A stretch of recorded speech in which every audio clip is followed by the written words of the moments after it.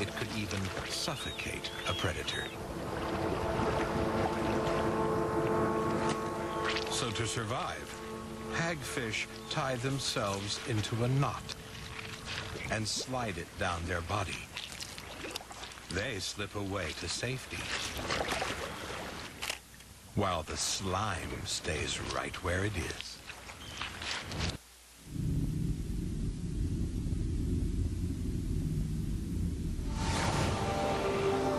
Parasites are the world's most successful living organisms.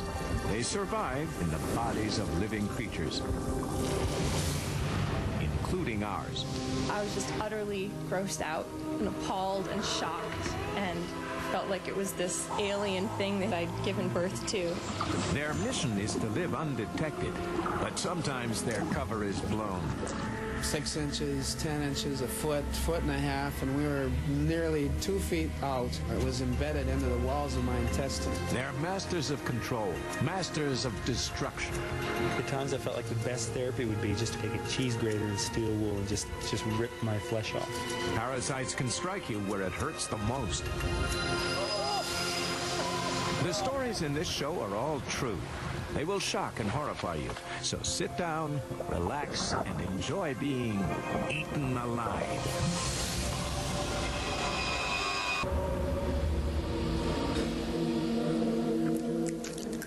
Roundworms aren't the only parasites to enter our bodies hidden in our food.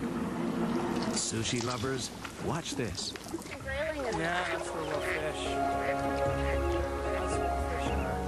Glenn Sorensen and his wife Mary Jane are no strangers to the vast wildernesses of northern Canada. Glenn is a high school teacher, so he's been able to spend many long summer vacations canoeing. It was about a 5 to 6 week trip. We were midway through the trip. I thought I had a hit there. We ate lots of fish on these trips. We carry food for a long time, and we subsidize it with fish.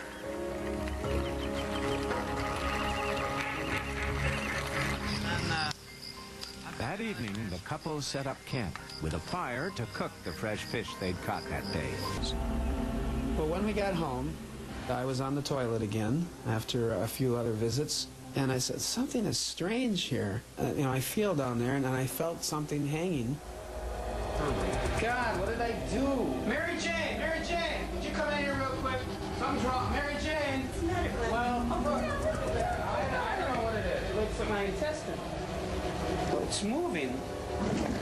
The raw fish Glenn ate on his trip contained a tiny, live cyst. This traveled to his intestines, where it developed into a tapeworm, the largest of all parasites. The fascinating thing about the tapeworm is that it comes in different segments. So it grows from head to tail, and just by adding segments to its tail end, and that's why these tapeworms can grow to be 50 feet or more in length. Once inside Glenn's body, the tapeworm grew quickly, absorbing nutrients from his food through its broad, flat surface. After we had realized it was a tapeworm, well, we got to get it out of here, so I started pulling it out of me, hand over hand, 6 inches, 10 inches, a foot, foot and a half, and we were nearly 2 feet out, and this tapeworm wouldn't come anymore. It was embedded into the walls of my intestine. So it was then that my wife ran and got a scissors. Here, can you pull it out? Well, I can't pull anymore. It won't pull anymore. Stand up. And she snipped it off and was left with a tapeworm scrunched back into me. I'm not quite sure how it did it, but it contracted back into me, and I kind of got the willies there a little bit. You've never gotten rid of the tapeworm until you've gotten rid of the head. So even if somebody loses all their segments, or you give some treatment and kill all the segments, but you don't kill that head of the tapeworm, the head can continue to generate new segments. After taking a short course of drugs, Glenn's tapeworm was completely killed, head and all. Coming up. If you just can't imagine that you have some things living up in your brain.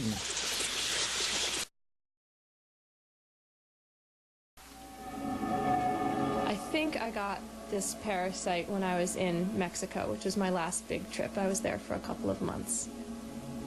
After I got back from traveling, I was eating a lot, and some friends would say, so do you have worms or something? They'd just be joking around because I was so skinny and out eating my 200-pound male friends. I was working as a massage therapist in a high-end spa. The place had a very, very nice atmosphere. It was very serene. We whispered in the hallways. There was quiet music playing everywhere. I had a client on the table, and I thought I felt something a little bit cool in my underwear, a little spot, and I kind of shifted and didn't feel it anymore, so I stopped thinking about that and then just continued massaging. I finished that session, and then I had a little bit of a break. I had to pee, so I dropped my pants. And as I was doing that, this pink thing came flipping out of my underwear and onto the floor.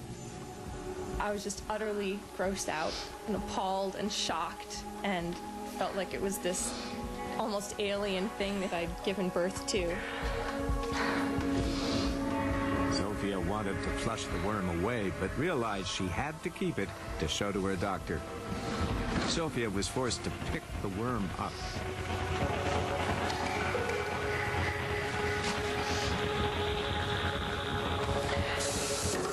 I was pretty anxious because it was Friday. I was booked until 8 o'clock that night, and I knew I wouldn't be able to talk to any doctors, and I didn't know if I'd be able to reach anyone over the weekend. So I just had to figure out how to get my head together and go back into the room. Are you all comfortable? Yeah. Okay. Let me know if you need anything adjusted during the massage. When I got home that night, I was really distraught, and it just made me think that I might fall asleep and then wake up surrounded by squirming, crawling creatures. And if that one was 9 inches long, I didn't know how big the others could be. On the following Monday, her worm was identified as a roundworm. This was just one of a number of these parasites that had been living in her intestines for 3 years, taking a share of everything she ate. During her trip to Mexico, Sophia had eaten food contaminated with tiny roundworm eggs. So one of these little eggs actually has a tiny little larva, a tiny little microscopic baby worm inside. When it hits the stomach acid just digests down the eggshell. The little worms crawl out, migrate to the lungs, where they mature a little more. They're coughed up and swallowed again, and then come to live in the intestine afterwards, growing to these very, very large and obvious sizes. This is what Sophia's intestines could have looked like. Over 1.5 billion people have roundworms. Most victims never find out they've been infected. It took several months for Sophia to get rid of her worm infestation because she used herbal remedies. She's now learned to handle her close encounter and has kept her roundworm as a chilling memento. In Guatemala, she'd eaten food contaminated with human feces containing tapeworm eggs. The eggs are meant to be swallowed by pigs to continue their life cycle.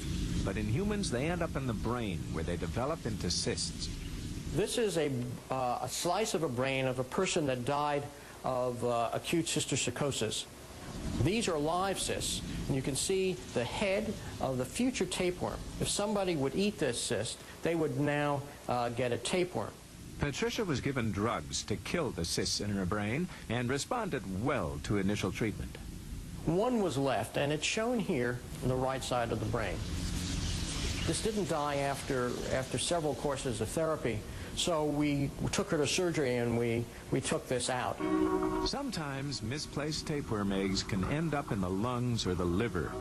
Here they develop into cysts that can blow up to the size of a melon. This extraordinary footage from China shows the removal of one of these huge hydatid cysts. The cyst is full of thousands of baby tapeworms.